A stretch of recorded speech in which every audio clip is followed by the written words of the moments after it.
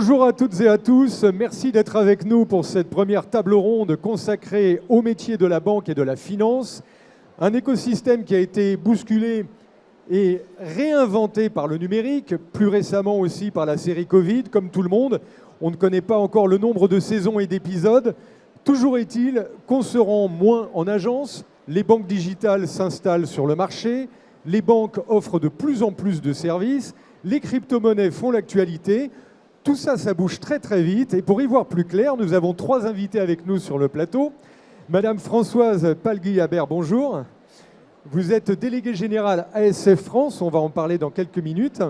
Monsieur Diller Sulman, bonjour, vous êtes directeur adjoint Paris-Doménil, l'agence Paris-Doménil de la Caisse d'épargne Île-de-France. Et Joël Noutoumba, bonjour, vous êtes étudiante, vous, en L3 aujourd'hui, et vous êtes sur le terrain actuellement en stage ou en alternance, c'est quoi? En alternance. En alternance, vous allez nous en parler dans quelques instants.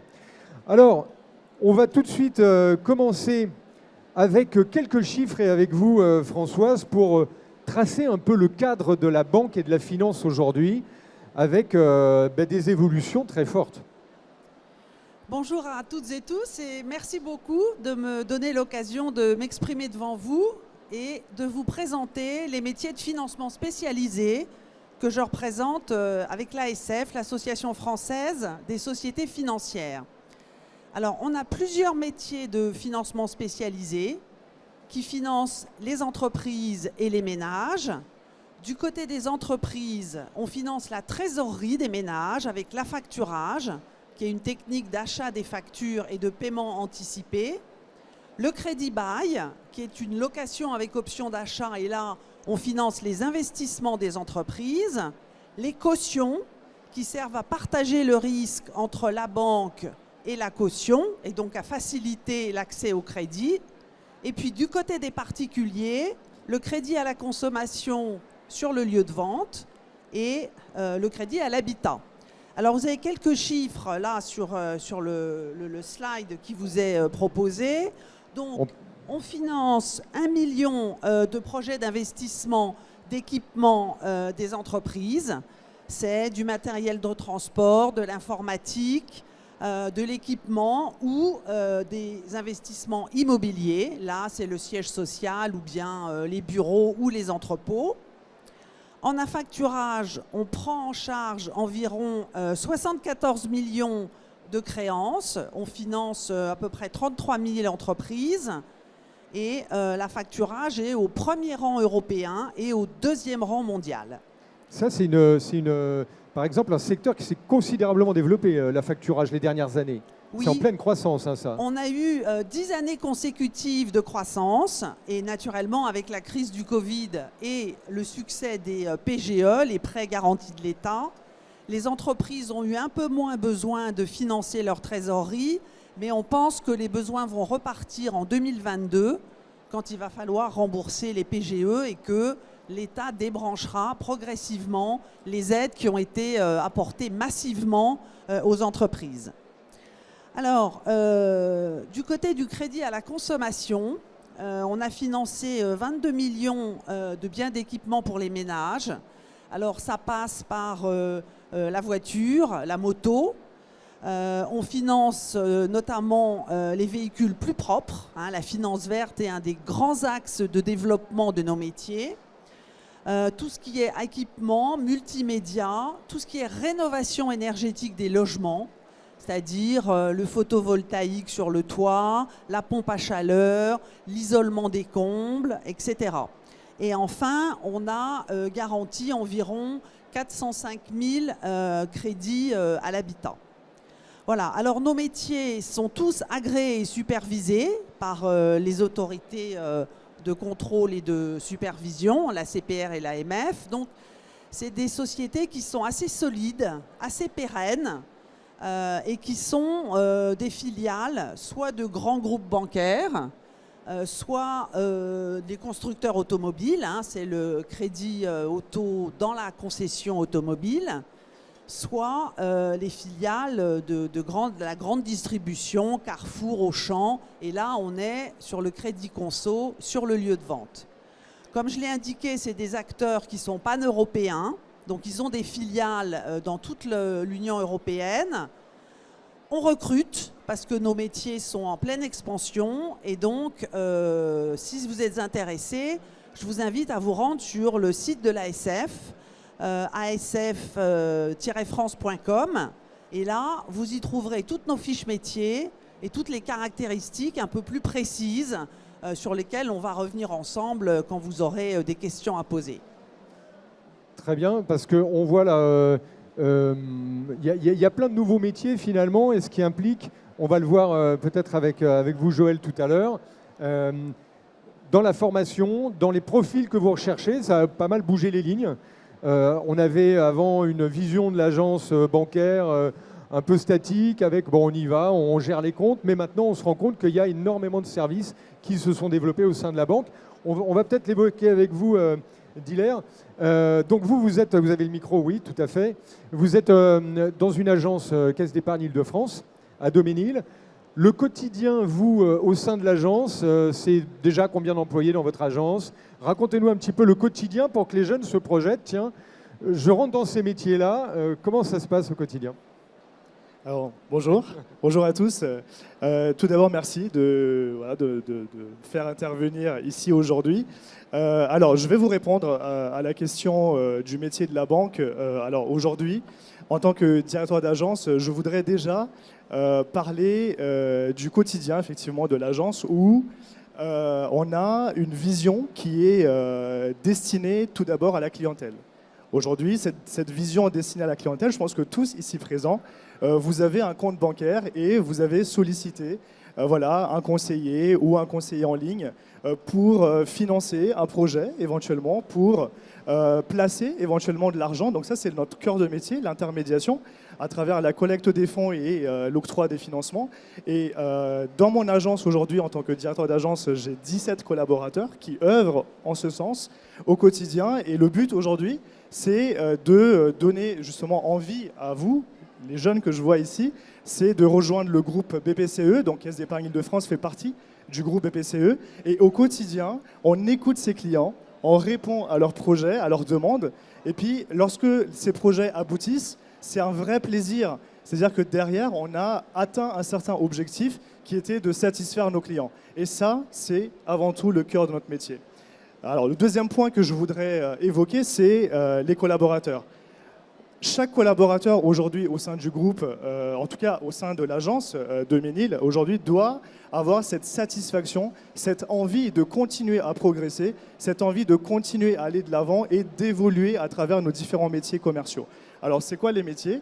Donc aujourd'hui, on voit avec la digitalisation, le marketing, la communication, tout ça, eh ben, le métier de l'accueil où on faisait des dépôts, des virements, eh ben, ça c'est en train de disparaître. Très bien. Pour autant, la banque va toujours exister parce que c'est le cœur de l'économie. Et aujourd'hui, ce qu'on souhaite, c'est que nos conseillers en agence financent les projets, deviennent des vrais experts et des crédits et de l'épargne. Et puis, en complément de tout ça, on fait de l'assurance. Parfois, on diversifie, notamment pour les jeunes. Aujourd'hui, à la Caisse d'épargne Île-de-France, on a un outil qui s'appelle FutureNess. D'ailleurs, je vous invite à aller voir ce site où on accompagne les jeunes dès l'âge de 16 ans pour aller chercher l'orientation, le développement, des conseils spécialisés avec des experts qui accompagnent ces jeunes au quotidien. Et aujourd'hui, pour terminer, en tant qu'ambassadeur du groupe BPCE, d'ailleurs je remercie Candice qui est ici présente, qui m'a introduit dans ce vivier ambassadeur, et je voudrais juste donner envie aux jeunes qui sont là aujourd'hui, de vous dire que dans les banques, il y a une perspective d'évolution qui est très très très importante. Moi je suis rentré il y a 15 ans, donc j'étais à l'accueil, et puis en 15 ans, on a eu diverses formations. J'ai eu la chance de passer un master en économie en interne.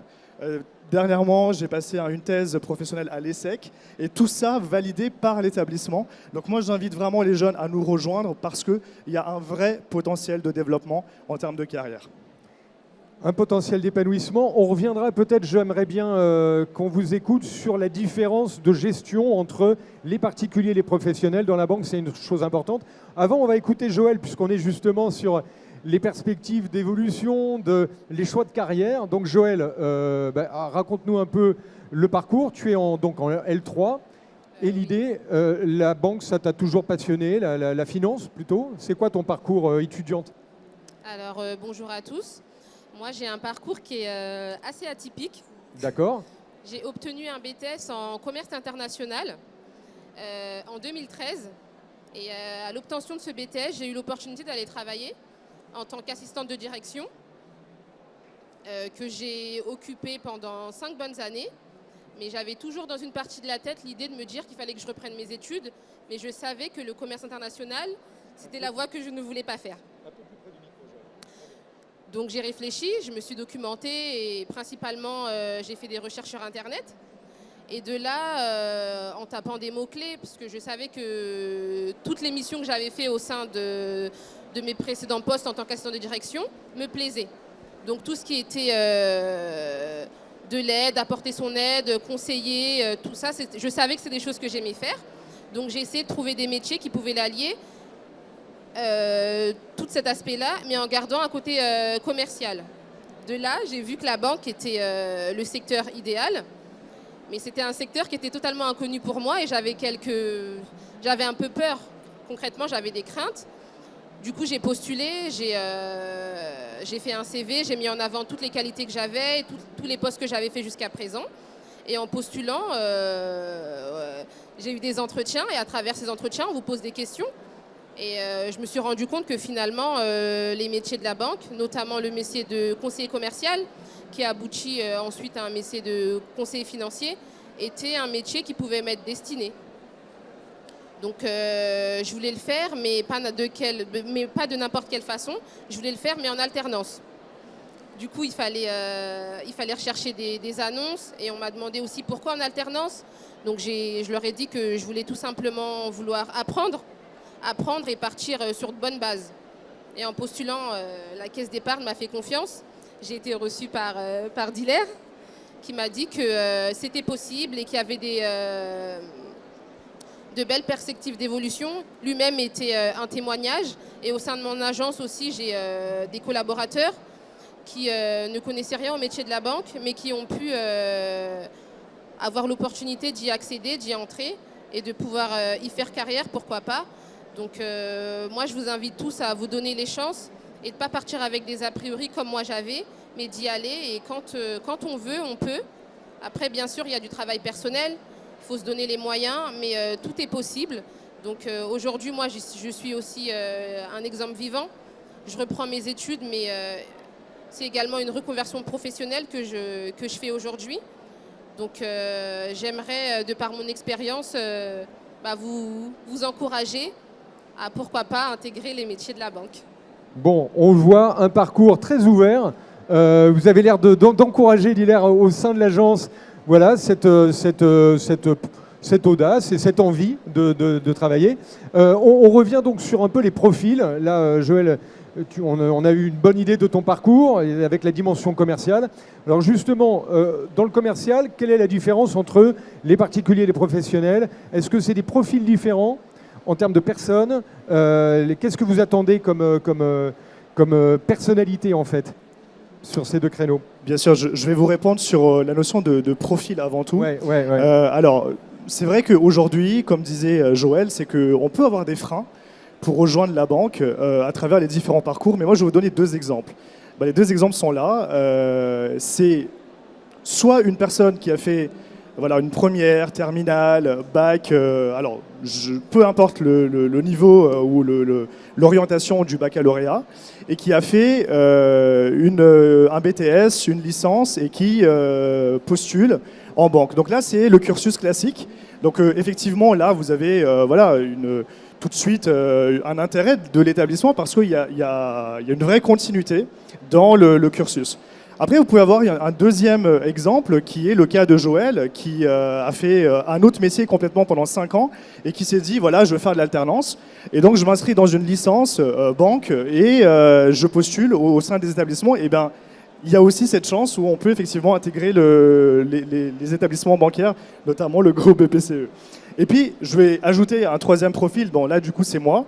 Il y a 15 ans, quand je suis rentré dans la banque, je ne savais pas que je voulais faire de la banque.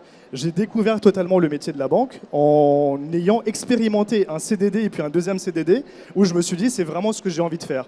Et donc, je me suis mis d'accord avec les RH en disant, est-ce que je peux continuer à me former en étant à l'intérieur de la banque? Et la réponse était oui. Et donc, il y a tout un panel de formation. Il y a un investissement chaque année qui est fait pour que nos collaborateurs, qui sont considérés comme des talents, aujourd'hui, soient formés au quotidien et qu'ils se développent en interne.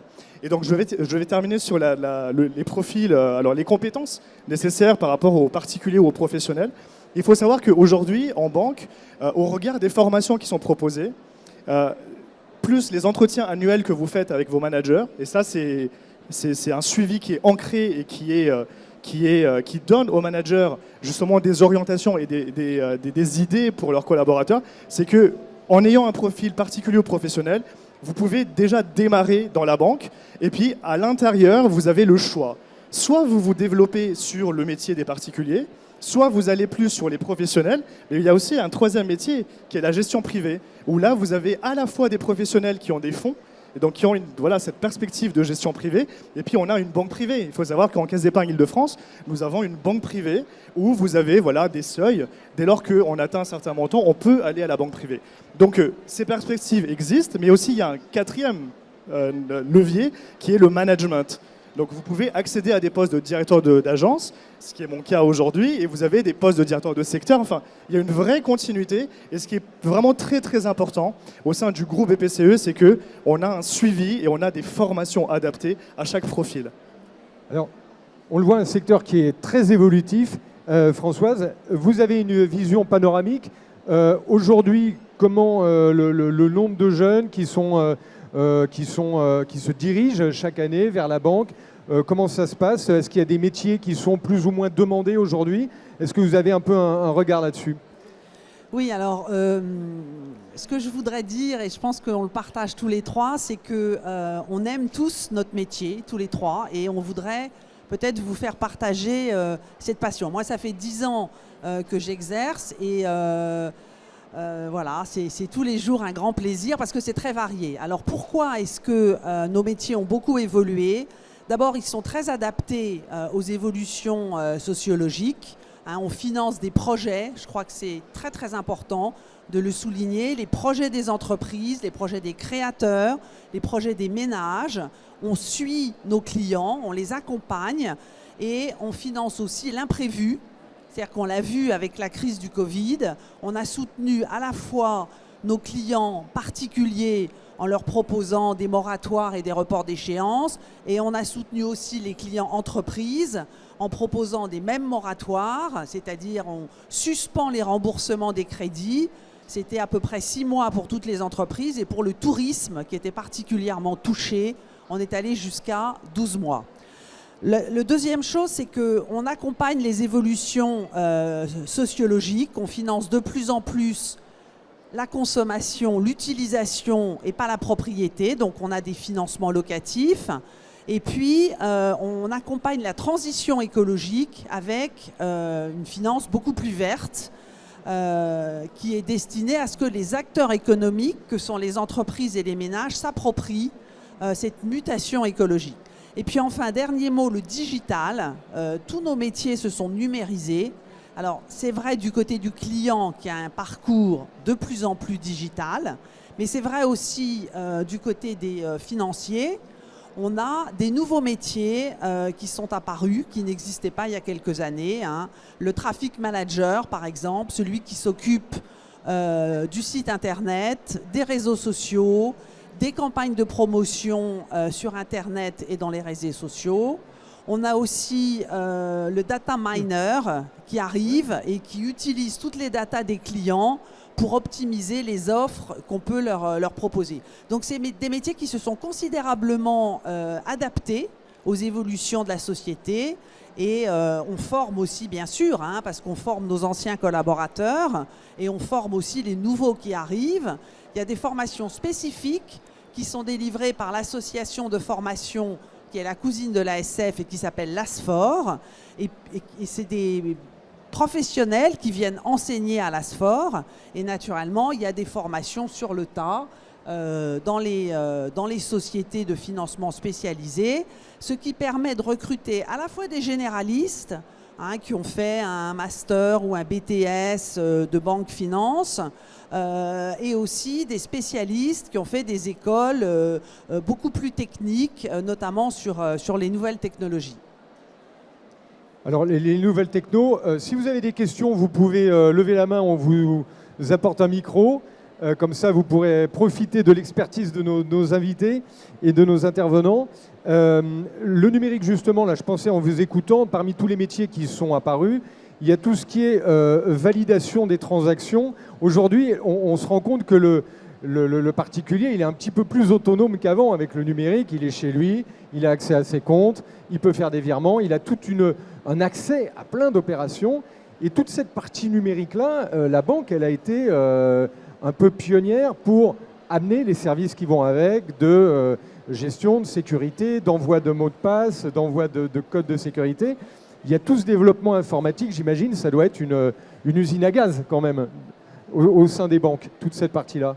Oui, tout à fait, tout à fait. Alors, c'est vrai qu'aujourd'hui, les banques investissent énormément sur le digital et accompagner les clients dans cette transition. Mais dans des jeunes qui auraient aussi un profil, vous voyez, assez axé chiffres, mais qui sont passionnés de numérique et de digital. J'imagine qu'il y a quand même des carrières ou des choses à faire sur le plan numérique à l'intérieur de la banque. Tout à fait. On a déjà un pôle qui gère effectivement toute cette partie digitale, marketing, communication. Donc c'est un levier qui existe au sein du groupe aujourd'hui, donc en termes de carrière, mais aussi en termes d'investissement. Pourquoi le groupe aujourd'hui investit énormément sur cette notion du digital? C'est pour donner un maximum d'autonomie aux clients, pour que les clients puissent faire eux-mêmes les opérations dites simples et que les conseillers en agence aient plus d'expertise sur des métiers un peu plus complexes, notamment sur les financements institutionnels, les financements d'entreprise, mais aussi sur l'épargne de placement, l'assurance vie, toute cette transition en termes d'épargne nécessite aussi de l'expertise. Et le but, c'est de donner une autonomie aux clients pour que nos conseillers puissent s'occuper un peu plus en détail et prennent plus de temps avec les clients pour les accompagner dans leurs projets. Très bien. Joël, si on ouvre un petit peu le champ pour ceux qui sont avec nous et qui nous écoutent, vous, c'est quoi votre perspective, vos envies d'avenir au sein de la banque? C'est quoi votre parcours? Ce qui vous intéresse, c'est plus les particuliers, les professionnels? Honnêtement... Pour l'instant, c'est peut-être un peu tôt encore? Oui, voilà. J'essaie de me renseigner, de discuter avec les différents collaborateurs qui sont dans l'agence pour voir vraiment quel est leur métier. Parce que moi, j'ai une vision qui est un peu globale. Mais en discutant avec eux et en observant, on s'aperçoit qu'il y a certaines choses dont on n'avait pas connaissance. Donc là, je suis vraiment dans une phase d'observation et de questionnement également. D'observation et d'écoute. Je pense que l'écoute, c'est une qualité majeure dans la banque. Françoise, vous vouliez réagir là? Oui, je voulais ajouter sur les métiers un peu technologiques, informatiques, la data, etc. On travaille énormément avec les algorithmes. Et les algorithmes, il faut les nourrir. Donc on a besoin effectivement de profils un peu scientifiques, des matheux. On travaille aussi énormément avec les scores, les chiffres qu'on vous a montrés tout à l'heure, les 74 millions de créances, tous les dossiers de crédit à la consommation qui doivent être instruits. Il y a des scores d'octroi. Là aussi, les scores, il faut les nourrir. On travaille, c'est comme une espèce de rétroviseur sur l'expérience passée, mais on introduit aussi des données qui sont collectées auprès des clients et qui sont davantage prospectivistes. La France est très très bonne sur les scores parce qu'on a d'excellents mathématiciens, d'excellents ingénieurs, et c'est ce qui fait qu'on a un profil de risque très très faible. Un niveau de taux d'intérêt qui par rapport à nos concurrents européens est également très faible parce qu'on pratique un crédit qui est très responsable grâce à ces outils d'analyse des dossiers qui nous sont soumis. Alors une expertise française, on l'a vu dans la facturage, on est très bien placé. Également là sur les scores, cette estimation, cette évaluation des crédits qui permet d'avoir un minimum de risque. Ce sont des secteurs où la France, on est bien parmi nos voisins européens et on est, on va dire, bien noté. C'est important dans la banque d'être bien noté. Alors là, si vous me mettez sur le terrain des excellences françaises dans les financements spécialisés, là je me lance. Effectivement, la facturage, on est donc numéro 1 européen et numéro 2 mondial. En crédit bail, donc les investissements des entreprises, on est également numéro 1 en Europe. En crédit conso, sur les 3 plus gros européens, il y a 2 Français. Donc c'est vraiment des métiers qui sont assez méconnus parce qu'on est un peu à l'ombre de la banque. Le crédit bancaire classique est mieux connu, mais on fait quand même 20% des financements à l'économie française. Et donc c'est très très important pour financer la croissance et soutenir l'économie française. Ce sont des chiffres vraiment très intéressants à garder en tête quand même et qui montrent bien que la banque est au cœur de la cité, de la société, avec tout ce que vous évoquez, les chiffres qu'on a à l'écran, les entreprises, les financements de matériel, les financements de voitures, d'habitat.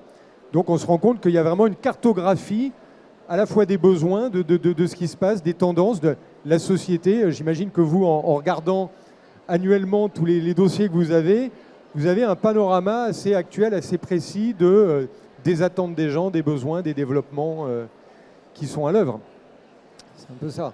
Oui, tout à fait. J'ajoute que nos adhérents font régulièrement des enquêtes de satisfaction. Ils s'intéressent un peu aux besoins prospectifs de leurs clients pour essayer de les accompagner au mieux, d'être dans l'anticipation et de répondre au mieux à leurs attentes. Voilà. Ce que je voudrais peut-être ajouter, c'est que c'est absolument indispensable pour irriguer l'économie, financer les projets, et on l'a vu particulièrement pendant la crise du Covid.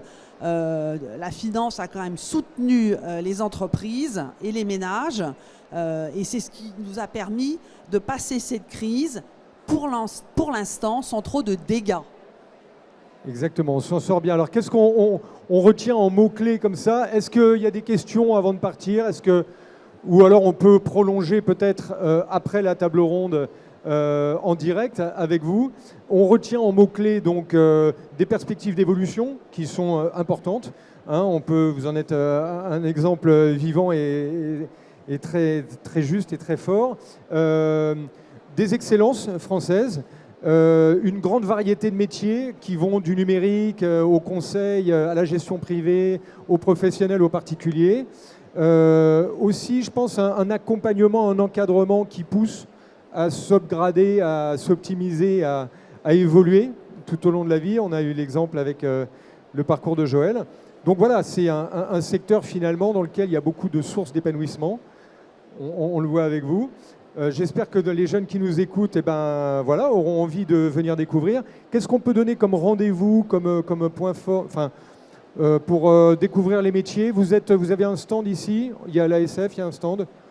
Alors nous, on a fait des vidéos sur les réseaux sociaux. Oui. On a fait une campagne qui a démarré l'été dernier avec des interviews de chargés de clientèle dans les différents métiers de financement spécialisés. Donc vous pouvez retrouver ces vidéos. C'est 2 minutes, c'est comment vous faire aimer mon métier. C'est un peu comme ce que nous a dit Joël ce matin, sauf que c'est sur tous les autres métiers de l'ASF. Et vous trouvez ça sur le site de l'ASF, asf-france.com, et c'est dans la rubrique, l'onglet Mes métiers. Voilà. Et on continue parce qu'on a une campagne de relais sur les réseaux sociaux et on s'aperçoit qu'en fait, la première vidéo, il y a eu 2 millions de vues. Donc on a été très surpris, très agréablement surpris. Et donc on continue sur l'ensemble des métiers. Diller, on retrouve l'agence, la banque quelque part sur le salon? Alors, on retrouve effectivement donc, les informations au stand Atlas. Ouais. Donc n'hésitez pas à vous renseigner sur ce stand. Mais il y a aussi le site My Job Glasses, qui est un site où on retrouve en fait tous les ambassadeurs qui sont de différents métiers, mais aussi les ambassadeurs du groupe BPCE qu'on peut contacter directement. Donc j'en fais partie. Vous pouvez me contacter là-dessus. là-dessus, on peut prendre des rendez-vous, enfin, c'est totalement gratuit. On accompagne les étudiants, les jeunes à rejoindre justement le groupe. Et puis il y a mon LinkedIn éventuellement. Je peux aussi appeler en direct les étudiants avec grand plaisir pour donner voilà, des informations, pour donner voilà, des questions. Parfois il y a des questions très techniques et parfois il y a des imaginations où je m'étonne hein, sur des questions. Mais n'hésitez vraiment pas, contactez-nous directement et on vous accompagnera. Et s'il le faut, on vous orientera bien sûr sur les différents professionnels qui existent au sein du groupe. Génial, génial. Voilà. Et puis Joël, bonne continuation alors. Merci. Bonne continuation et puis peut-être des échanges avec les jeunes ici. Oui. Voilà, pour discuter du parcours qu'on peut avoir dans la banque. Merci à toutes et à tous d'avoir assisté à cette Merci. première table ronde et merci à vous d'être venus témoigner. Merci. Super, très bonne journée, le salon continue. Merci.